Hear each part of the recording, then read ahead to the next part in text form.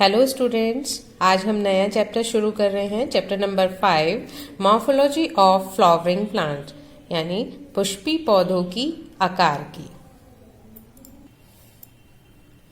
आकार की यानी मॉर्फोलॉजी, इसका मतलब बच्चों ये होता है कि बाह्य संरचना यानी एक्सटर्नल स्ट्रक्चर। जैसे हम यहाँ पर, क्योंकि पुष्पी पौधे यानी एंजियोस्पर्म्स के बारे में हम यहाँ पर पढ़ रहे हैं, तो अगर हम एक पुष्पी पौधा देखें तो उसमें जनरली जो स्ट्रक्चर हमें दिखाई देता है वो कुछ इस प्रकार का है।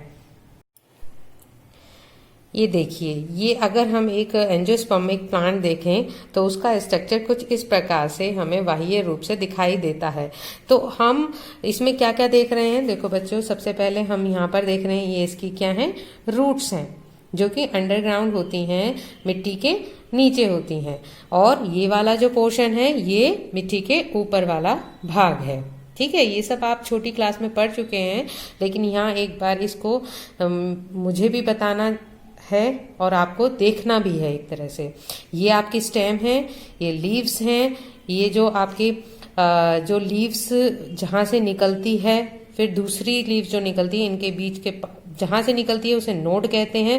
यहीं से आपकी बर्ड्स भी होती हैं, और इन दो नोड्स के बीच का जो पार्ट होता है उसे हम इंटरनोड कहते हैं। जैसे मान लीजिए ये लीव है आपकी और ये दूसरी लीव्स है, तो ये नोड्स के बीच का जो पार्ट है ये इंटरनोड कहलाता है।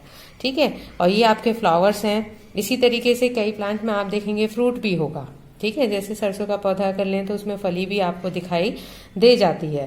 तो इस तरीके से हम कह सकते हैं, एक तरह से ये हमारी एक्सटर्नल मॉर्फोलॉजी हो गई, या कह सकते हैं वही आकार की एक पुष्पी पौधे की इस तरीके से दिखाई देती है।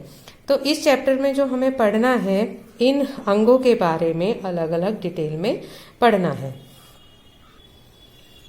उसी क्रम में अगर हम देखें, जैसे मैंने आपको बताया कि उसमें रूट भी है, स्टेम भी है, लीव्स भी हैं, फ्लावर्स भी हैं, फ्रूट्स भी हैं।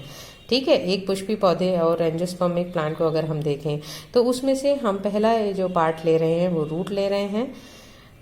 तो रूट क्या है, एक डाइकोटिलेडोन प्लांट्स में अगर हम देखें तो रूट वो पार्ट है जो बीज का रेडिकल पार्ट से बनता है। उसके बड़े होने से जो है मूल का निर्माण होता है।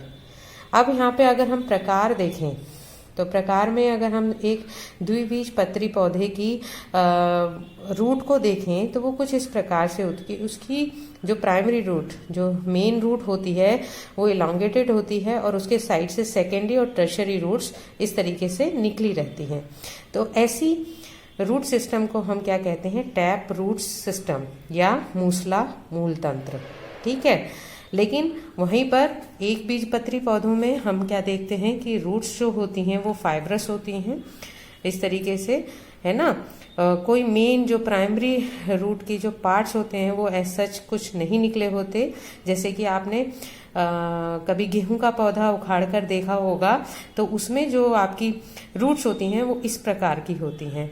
इस रूट सिस्टम को जो हम कहते हैं फाइब्रस रूट सिस्टम कहते हैं, यानी झकड़ा मूल तंत्र। ठीक है, ज्यादातर घास, गेहूं, इन सब के उसमें आपने जनरली देखा होगा। कुछ जड़ें ऐसी भी होती हैं बच्चों, जो मैंने बताया ना कि मूलांकुर से बनती हैं। कुछ जड़ें ऐसी होती हैं जो मूलांकुर के अलावा किसी पौधे के अन्य भाग से भी निकल जाती हैं। जैसे आपने देखा होगा कुछ पौधे जो होते हैं उनके स्टेम पार्ट से ही आपकी जो रूट्स हैं वो निकल आती हैं, है ना। उसके आपने जैसे दूब घास देखी है, दूब घास में क्या होता है, नीचे की नीचे वो बढ़ती रहती है और कहीं से भी उसकी जो रूट्स हैं वो निकल आती हैं। तो ऐसी रूट्स को जो हम कहते हैं अपस्थानिक मूल कहते हैं, या एडवेंटिशियस रूट्स कहते हैं। अब आपको आपने छोटी क्लासेस में पढ़ ही रखा है कि रूट्स का मेन काम क्या होता है ना, वही मिनरल्स को एब्जॉर्ब करना, पौधे को इरेक्ट रखना, है ना। ये सब इसके फंक्शंस हो गए। अगर हम इसका जो क्षेत्र देखें तो उसके रूट्स के, तो वो कुछ इस प्रकार से हैं। देखिए यहाँ पर हमने एक रूट ड्रॉ की है, तो सबसे पहले जो स्टार्टिंग वाला पोर्शन जो ये होता है हमारा, इसे हम रूट कैप कहते हैं।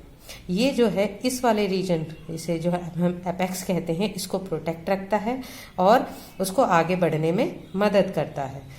जिस पोर्शन को ये प्रोटेक्ट करता है वो रीजन ऑफ मेरिस्टेमेटिक एक्टिविटी होती है उसमें, यानी उसमें ऐसी कोशिकाएं पाई जाती हैं जो कि बहुत थिन वॉल्ड होती हैं और उसमें साइटोप्लाज्म जो होता है बहुत ज़्यादा होता है और उसमें डिवाइड करने की एबिलिटी बहुत ज़्यादा होती है। ठीक है, तो डिवाइड होगा, एलोंगेट होगा और ये इस तरीके से जड़ जो है आगे की तरफ बढ़ती जाएगी। ये पार्ट हमारा रीजन ऑफ एलोंगेशन कहलाता है। लंबाई बढ़ती है जब जड़ की तो ये रीजन ऑफ एलोंगेशन में आता रहता है। ये पार्ट आपका जहाँ पर ये मूल रोम आपके निकले रहते हैं, यानी रूट हेयर्स जो निकले रहते हैं, ये पार्ट आपका रीजन ऑफ मैच्योरेशन कहलाता है।